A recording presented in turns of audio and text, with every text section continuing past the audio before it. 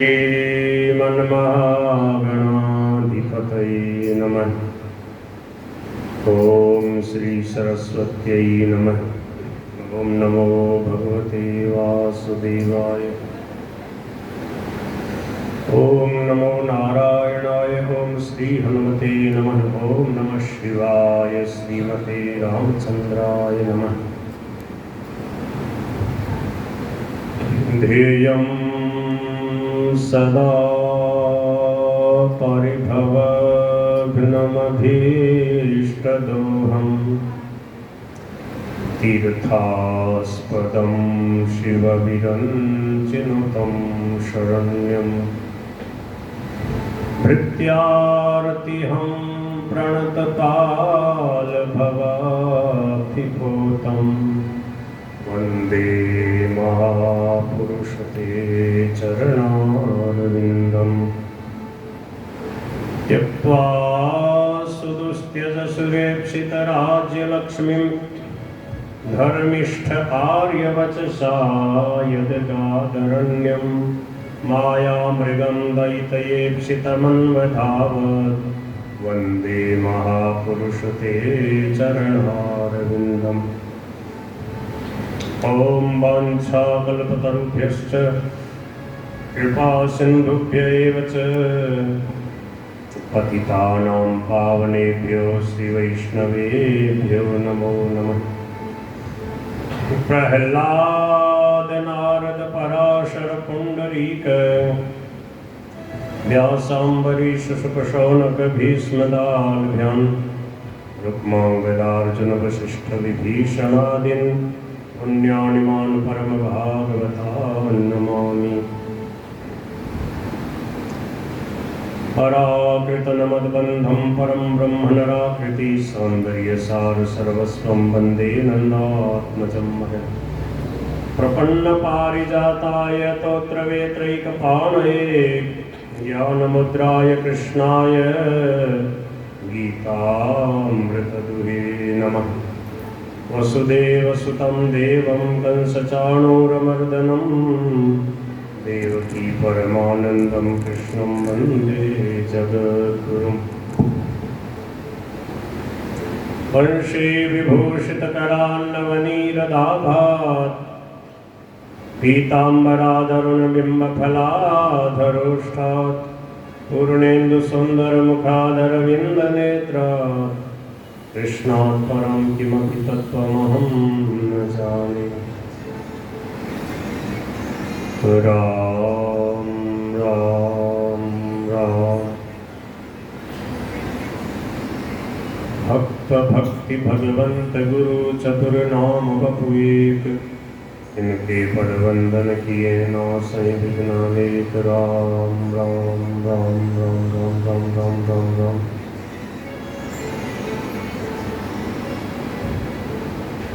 नारायण नारायण नारायण। भगवान के पावन श्री चरण कमलों में सादर प्रणाम। प्रेमी भक्त संत महात्मा ऋषि मुनियों को सादर वंदन। भागवत जी को सादर प्रणाम। वेद व्यास सुखदेव परीक्षित जी महाराज को प्रणाम। श्री गीता साधक संजीवनी को सादर नमन। प्रातः स्मरणीय परम पूज्य परम वंदनीय श्री स्वामी जी महाराज के चरणों में बार बार सादर प्रणाम। आप सबको जय श्री राधे, जय श्री कृष्ण, नारायण नारायण नारायण। हमने कल भगवान श्री कृष्ण के विवाह की कथा का श्रवण किया। भगवान का पहला विवाह रुक्मिणी जी के साथ हुआ। भगवान के 16,108 विवाह हुए। इतने विवाह भगवान ने क्यों किए? जो जो भक्त जिस भाव से भगवान को भजना चाहता है, भगवान उसकी अभिलाषा को पूरी करते हैं। भगवान श्री कृष्ण ने गीता में कहा है, ये यथा माम प्रपद्यन्ते तांस्तथैव भजाम्यहम्। जो मेरे को जिस भाव से भजता है मैं उसको उसी भाव से अपनाता हूँ, उसको आश्रय देता हूँ। अर्जुन ने सखा माना, उद्धव जी ने सखा माना, गोपियों ने प्रियतम माना, पति माना, मीराबाई ने पति माना, यशोदा ने लाला के रूप में उस कन्हैया को लाड प्यार किया। तो बेटा चाहते हैं तो बेटा बन जाते हैं, सखा बनाना चाहो सखा बन जाते हैं। और स्वामी बनाना चाहो तो स्वामी तो सबके हैं ही। इस भाव से प्रभु से प्रेम करना चाहे, भगवान ने सबको छूट दे रखी है। प्रभु ही हमारे सब कुछ हैं। त्वमेव माता च पिता त्वमेव बंधु च सखा त्वमेव विद्या द्रविणम त्वमेव सर्वम मम देव। ये बहुत बढ़िया भाव है। स्वामी जी महाराज कहते हैं ये पूर्ण समर्पण का श्लोक है। इस श्लोक में भगवान के साथ बड़ा प्रेम का संबंध है कि प्रभु ही हमारे सब कुछ हैं, माता पिता भाई बंधु।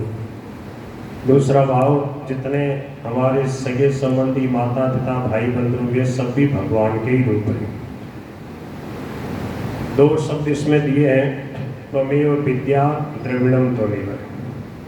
विद्या और धन, द्रविणम मानी धन। आप ही मेरे धन हैं, आप ही मेरी विद्या है।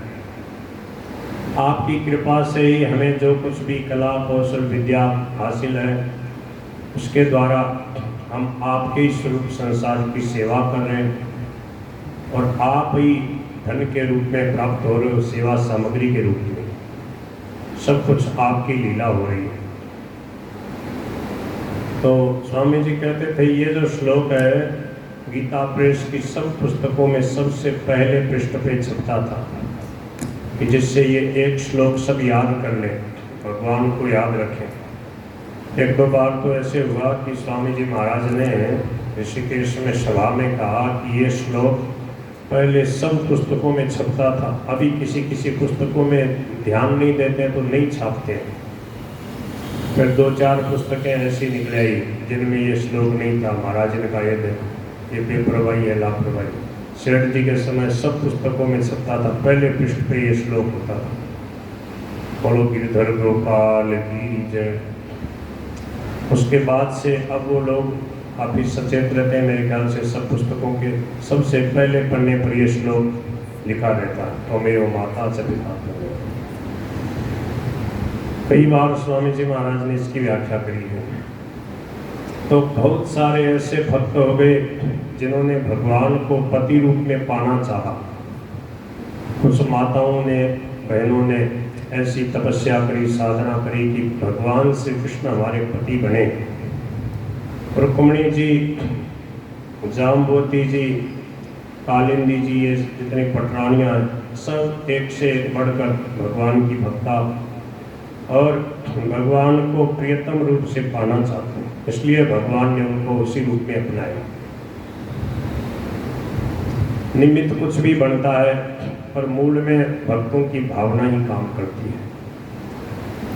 भगवान के दो विवाह स्यमंतक मणि ने करवाए। रुक्मिणी जी का विवाह हो गया था। रुक्मिणी जी के एक बालक हुआ था जिसका नाम प्रद्युम्न हुआ। एक कामदेव के स्वरूप है। कामस्तु वासुदेवांशो दत्तः प्राग रुद्रमन्युना। जो भगवान शंकर की क्रोधाग्नि से कामदेव जल के भस्म हो गए थे और रति को भगवान शंकर ने वरदान दिया था, जब जदुवंश कृष्ण उतारा कृष्ण तनय होई पति तोरा। तो कृष्ण के बेटा प्रद्युम्न, इनका जब 10 दिन के लगभग थे, सम्रासुर इनको हरण करके ले गया, समुद्र में फेंक दिया। वहाँ एक मछली इनको निकल गई, बड़ी भारी मछली। उसको मछुआरों ने पकड़ा, सम्रासुर के यहाँ पर रसोई में उसको ले गए। वहाँ पर जब उसको चीरा गया तो उसमें से प्रद्युम्न जी निकले। वहाँ जो काम करने वाली थी मायावती नाम से रति रह रही थी, उसको नारद जी ने आके कहा कि ये आपके प्रियतम है। नारदो कथयत सर्वं संबराहरणादिकं तत्श्रुत्वा महदाश्चर्यम्। उसको सुन के उसको बड़ा आश्चर्य आया कि ये मेरे प्रियतम है। उसने बड़े प्रेम से उसका लालन पालन किया और उसको सात्विकी महाविद्या सिखाई, जिसके बल से प्रद्युम्न जी ने सम्रासुर का उद्धार किया और वे अपनी पत्नी के साथ भगवान श्री कृष्ण के अपने माता पिता के महल में वापस आ गए।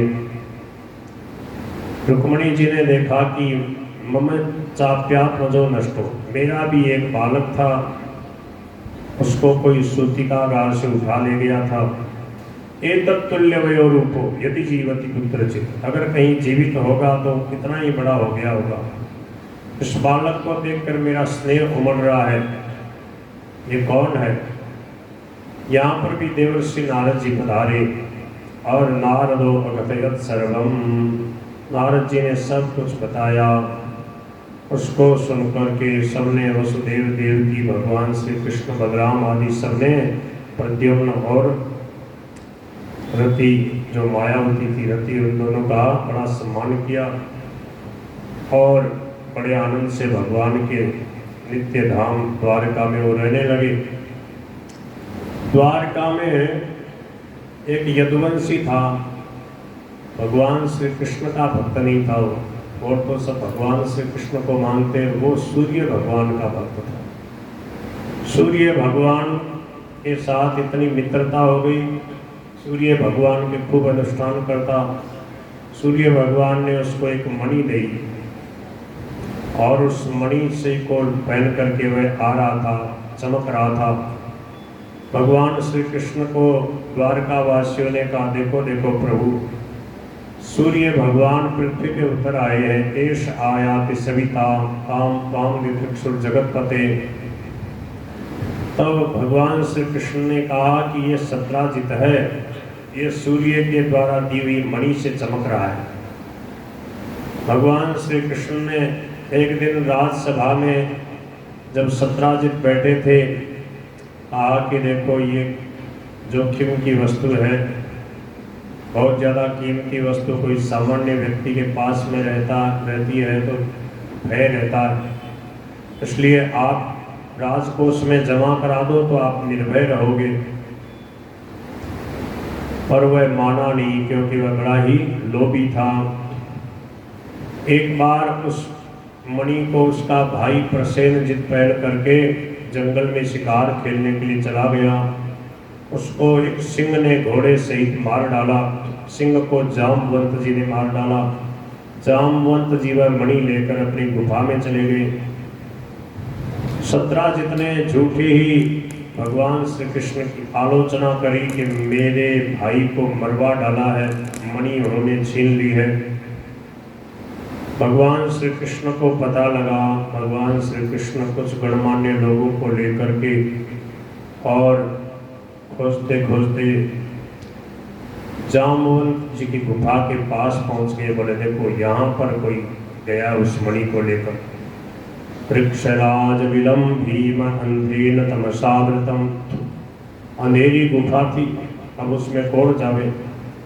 भगवान ने कहा तुम लोग यहीं ठहरे हो, मैं जाता हूँ। एको विवेश भगवान, अकेले भगवान ने उस गुफा में प्रवेश किया और वहाँ देखा कि उस मणि से तो जामवंत जी के बालक खेल रहे हैं।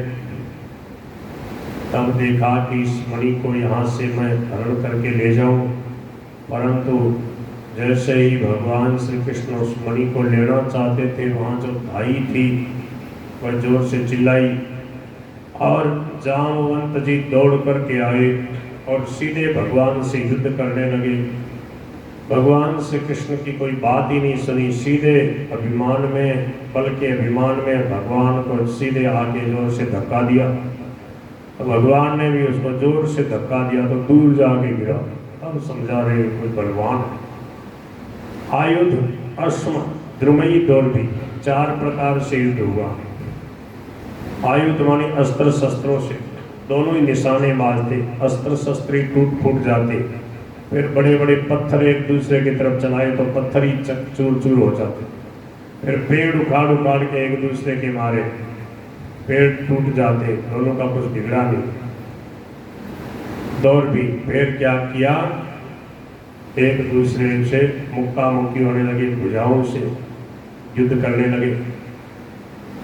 28 दिन तक निरंतर युद्ध होता रहा भगवान श्री कृष्ण और जामवंत जी का। किस लिए लड़ रहे थे, क्या कारण था, कुछ नहीं, कोई बैर भी नहीं था, भक्त और भगवान थे। बस भगवान अंदर आ गए थे, घर के अंदर, उसी गुफा के अंदर, उसी से मारने लग गया, बात ही नहीं पूछी। भगवान ने ऐसे कस कस के मुक्के मारे अब उसका सब शरीर ढीला हो गया, पसीने से दस्तपत हो गया, क्षीण सत्व और उसकी शक्ति पूरी चली गई, लड़ने का सब बल समाप्त हो गया। अब कहने लगा, जाने त्वां सर्वभूतानां ओज प्राण सहो बलम। अब मैं आपको पहचान गया हूँ, आप तो सबको बल प्रदान करने वाले हो, आप तो विष्णु हो, आप तो पुराण पुरुष हो, आप तो सबको उत्पन्न करने वाले हो, आप तो सबके अधीश्वर हो, आप ही सब सृष्टि का विस्तार करने वाले, कम ही विश्व सृजाम सृष्टा, विश्व को उत्पन्न करने वाले, ब्रह्मा जी को भी बनाने वाले आप हो, आप ही काल हो, आप सबकी आत्मा हो, आप ही राम हो, मैं आपके प्रभाव को जानता हूँ। यस्ये सदुत्कलितरो सकटाक्ष मोक्षैर, जब आपने समुद्र के ऊपर बाण का संधान किया, शुभित नक्र तिमिंगिलोधि, समुद्र क्षुब्ध हो गया, अग्नि बाण का संधान करते ही समुद्र जो है एकदम उसका जल खोल उठा, सब जीव जंतु घबरा गए थे। सेतु कृत है, आपने समुद्र के ऊपर सेतु बांध दिया और सब राक्षसों को आपने मार डाला, सबका उद्धार किया।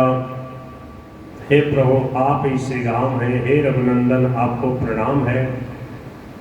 प्रभु ने कहा, हाँ मैं ही रघुनंदन था, अब मैं यदुनंदन बन करके आया हूँ, अब मैं द्वारकाधीश वासुदेव कृष्ण हूँ।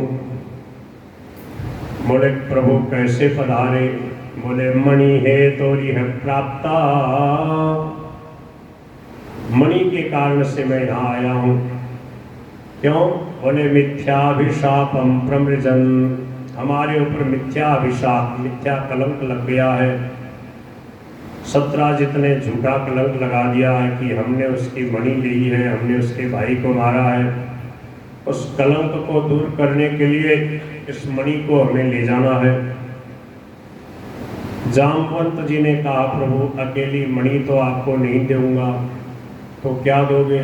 बोले मेरी बेटी को भी दूंगा, मेरी बेटी के साथ ब्याह करो और दहेज में ये मणि ले जाओ। भगवान ने कहा, जैसी भगत की इच्छा। इत्युक्त स्वाम दुहितरम, दुहिता मणि बेटे, स्वाम दुहितरम, अपनी दुहितराम, दुहिताम बेटी को, क्या नाम है? कन्याम जाम्बवती मुदा, बड़ी प्रसन्नता से अपनी बेटी जाम्बवती जो दिव्य देवी स्वरूपा है, भगवान के हाथ में पकड़ा दी और साथ में वह मणि दे दी। भगवान बड़े प्रेम से उनकी मणि और कन्या रत्न और मणि रत्न दोनों को ले लिया, स्वीकार कर लिया। आज जामवंत जी की दोनों अभिलाषा पूरी हो गई। जब 14 साल के बाद भगवान श्री राम वापस अयोध्या पधारे और अयोध्या से जनक जी ने जनकपुर में उनको बुलाया। जनकवासियों में बड़े आनंद का वातावरण था कि भगवान राम 14 वर्ष के बाद में आज जानकी जी के साथ वापस मिथिलापुरी आए हैं, ससुराल आए हैं। बड़ी आव भगत हो रही थी और जनक जी बड़े प्रेम से प्रभु के चरण धोते थे।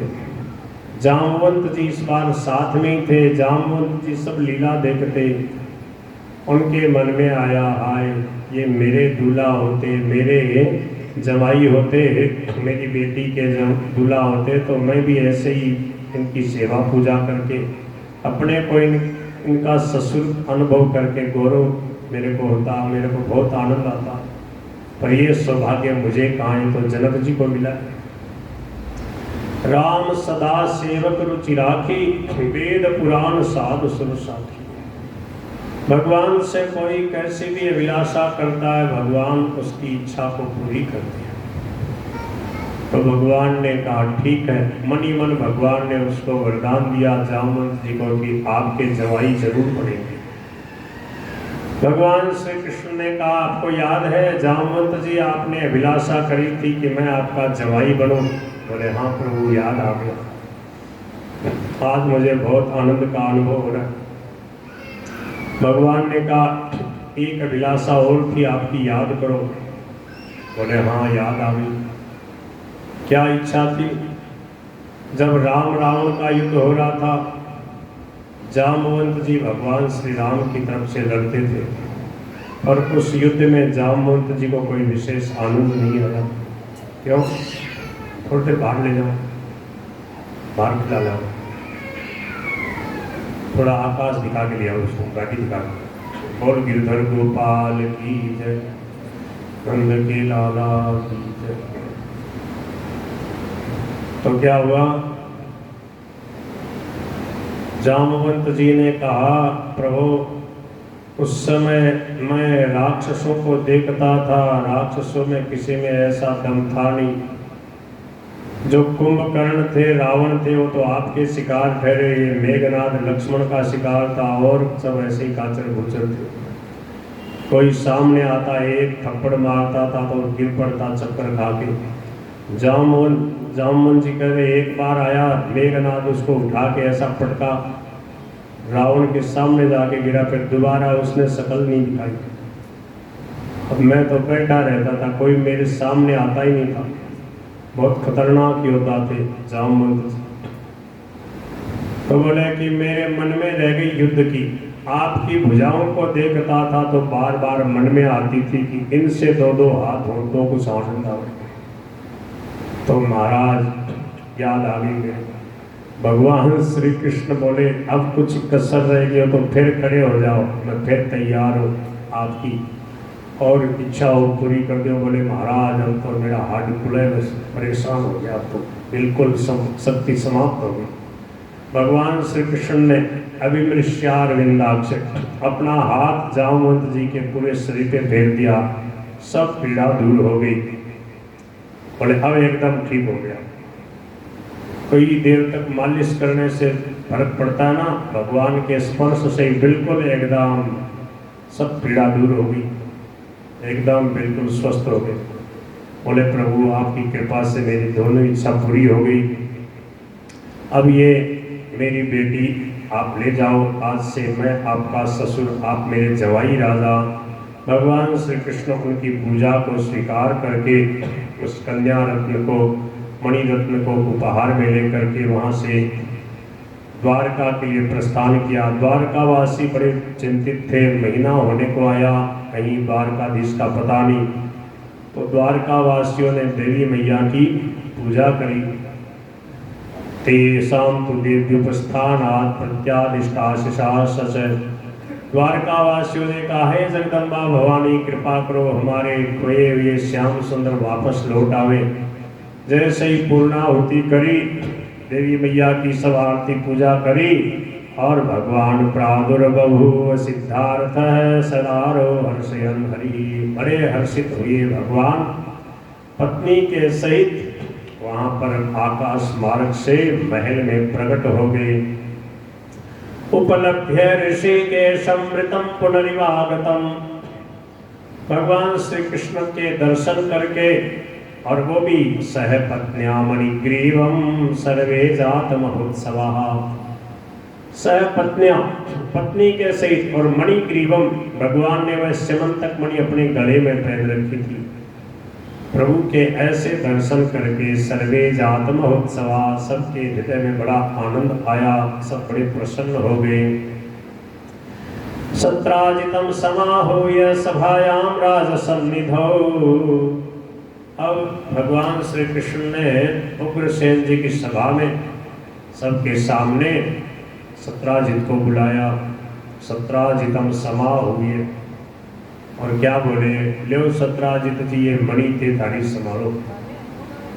क्यों? बोले मेरे पास नहीं थी ये मणि, मेरा झूठा नाम लगाया आपने। देख लो, ये जो जामवंत की बेटी है जामवती, ये प्रमाण है, इसके पिताजी के पास मणि थी। जामवती ने कहा हाँ बिल्कुल सही बात है। भगवान ने सबके सामने और वह मणि सत्राजित को दे दी। बड़े ले ये थारी मणि थे समारोह। उसको बड़ी लज्जा आई कि देखो मैंने झूठा कलंक लगाया। अब पहले जो लोग सत्राजित को कह रहे थे कि भाई हो सकती है आपकी बात सही हो, पर अब सब लोगों ने उसको ताना मारना शुरू कर दिया। बोले देख, हमारे प्रभु के क्या कमी है तो तेरी मणि चुराएंगे? तो झूठा आदमी है, हमारे प्रभु द्वारकाधीश में झूठा कलंक लगाया। जब तक अच्छी तरह से किसी बात का पता न हो तब तक केवल शंका पर निर्भर करके किसी के ऊपर दोषारोपण करने से बड़ी हानि होती है। ये इस चरित्र से भगवान ने सिद्ध किया। सहचातिव्रीडितो रत्नम गृहीत्वा अवाङ्मुखस्ततः, उसका मुख नीचा हो गया। अनुतप्यमानो, बहुत दुखी होते हुए अपने भवन को चला गया। अब उसने देखा कि बड़े व्यक्तियों से जब वैर विरोध कर लेते हैं तो फिर बड़ा कष्ट उठाना पड़ता है। क्या करें, कैसे करें? एक ही उपाय है, मैं मेरी बेटी का विवाह है इसे द्वारकाधीश कृष्ण से कर दूंगा, फिर किसी की हिम्मत नहीं होगी मेरे को कुछ कहने की। एकांत में आया, भगवान श्री कृष्ण से बोला, मैं बहुत शर्मिंदा हूँ, मैंने आपको झूठा कलंक लगाया, अब मैं बहुत दुखी रहता हूँ, आप कृपा करो। भगवान श्री कृष्ण बोले, आपके दुख नाश के लिए बताओ हम क्या करें? बोले, मेरी बेटी सत्यभामा के साथ आप विवाह कर लो। इसको बड़े बड़े वीर चाहते थे, मैंने आज तक किसी को नहीं दिया, ये सब प्रकार से आपके ही योग्य है। भगवान ने दया करके कि बेचारा दुखी है, बोले ठीक है कोई बात नहीं, हमारा तो विवाह पहले से ही हुआ है, 2 विवाह हमारे तो हो गए, जरूरत तो है नहीं। बोले प्रभु आपको जरूरत नहीं है, हमें जरूरत है, आप हमारी बेटी के साथ विवाह कर लो। भगवान ने कहा जैसी भगत की इच्छा। ये भगवान का तीसरा विवाह हो गया और वह मणि 17 जितने दहेज के रूप में भगवान श्री कृष्ण को दे दी। 2 जगह वही वो मणि, जामवंत जी ने भी अपनी बेटी दी, दहेज में ये मणि दे दी, और वो मणि लाके वापस भगवान ने 17 को दे दी। अब वो बोला है मेरी बेटी भी लो या मणि भी लो महाराज, आफत कटे राम कटे, मेरी गैल छुटे। और भगवान भी बड़े चतुर है, भगवान ने कभी मणि अपने पास नहीं रखी, क्योंकि जैसे ही रख लेंगे सो लोग बोलना शुरू कर देंगे। तो भगवान ने हर एक बार चतुरता करी, मणि अपने पास कभी नहीं रखी। भगवान ने कहा भैया ठीक है, हमारे ये जो मणि है इससे सोना निकलता वो तुम दे दो, और मणि थे थाई ठाई रख। मणि उसको वापस दे दी। भगवान आज न मणिम प्रतीक्षा मोहयम नृपय, हमें मणि की इच्छा नहीं है। बोले महाराज ले लो तो बोले बीच की गली निकाल लेते हैं, मणि से जो सोनू निकले वो ते पहुंचा दो गाड़ी भर भर के। 64 मन सोना निकलता था। कितना? 8 64, 8 भाग। अब बताओ कितना सोना था देश में, और वो कहाँ गया? पृथ्वी के अंदर समा गया होगा। सोने की खानें होंगी, वही कहीं द्वारका के आसपास खोदते जाओगे तो कहीं कहीं निकल जाएगा। कितना सोना था, कहाँ गया होगा? समुद्र में समा गया होगा ना। द्वारका सोने की द्वारका थी, समुद्र के अंदर समा गई थी। भगवान ने उसको अप्रकट कर लिया, अदृश्य कर दिया। तो ये 2 विवाह इस मणि ने करा दिए। कितने विवाह हुए? रुक्मिणी, जाम्बवती, सत्यभामा। अब देखो ये जो मणि है इसने कईयों का दिमाग खराब कर दिया। एक बार की बात है, भगवान श्री कृष्ण हस्तिनापुर गए हुए थे, विशेष काम से गए थे। काम क्या था? ये उस समय की बात है जब पांडवों के लाक्षा घर में जलने की खबर फैल चुकी थी। शकुनी ने, दुर्योधन ने बड़ी चतुरता चालाकी से षड्यंत्र रचकर पांडवों को मारने के लिए बहुत बड़ा जो है षड्यंत्र रचा, परंतु भगवान श्री कृष्ण ने और विदुर जी ने अपने भक्त पांडवों की कुंती की रक्षा की। अब क्या हुआ कि वहां पर कोई 5 व्यक्ति और 1 महिला थी। वो एक रात्रि के लिए आए, प्रभु की प्रेरणा से कहीं से वो जल के मर गए, पांडव लोग बच गए। अब क्या है कि धृतराष्ट्र को जब पता लगा धृतराष्ट्र मन मन में तो बड़ा राजी हो रहा था, बड़ा कुटिल आदमी था, बहुत नीच प्रकृति का था, और ऊपर ऊपर से बातें ऐसी बनाता था, बड़ा दम्भी प्रकृति का। ऊपर से बातें ऐसी बनाता जैसे पांडवों से प्रेम करता हूं। तो उसने क्या है कि एक झूठी शोक सभा बुलाई अपने मान सम्मान के लिए। देखो धृतराष्ट्र का पांडवों से कितना प्रेम है, तो झूठी शोक सभा बुलाई उसने। बाहर से तो ऐसा ही पूरा नाटक किया कि सबको लगे कि हाँ मैं कितना प्रेमी, पांडवों का कितना प्रेम करता हूँ उनको, और मन में उसके यही था कि लोग मेरे को बढ़िया समझ लें, पर वो था नहीं वैसा।